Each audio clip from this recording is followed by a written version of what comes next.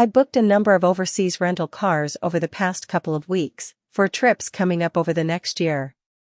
I wanted to use my US Bank Altitude Reserve for some of the rentals, and I kept running into the card getting declined, despite the absence of a fraud alert.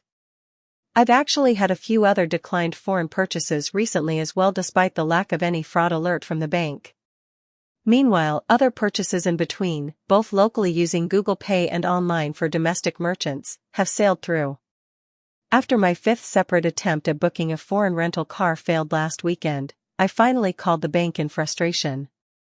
To my surprise, they were able to manually lift specific restrictions that they claimed were from Verified by Visa, so that I could use the card for the purchase after all, which is a handy thing to know.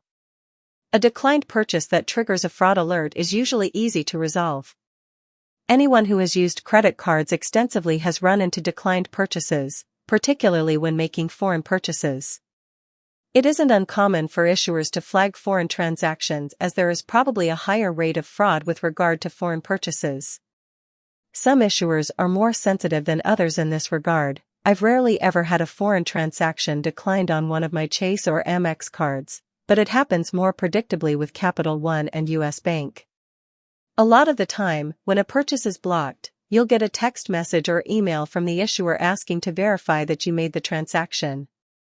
Usually, it is necessary to respond to that in order to unlock the card for further purchases.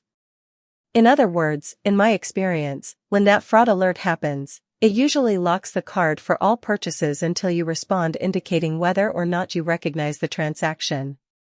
Once you verify that you made the transaction, you can usually reattempt it without issue.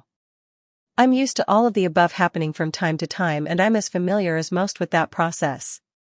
However, last week I ran into a slightly different situation with US Bank. US Bank was blocking all of my rentalcars.com and other foreign rental car transactions. I've been making a bunch of travel plans lately, and I booked rental cars in 4 different countries last week via rentalcars.com. As a side note, I had a Capital One shopping offer for 30% back. They all tracked at about 35.7% back.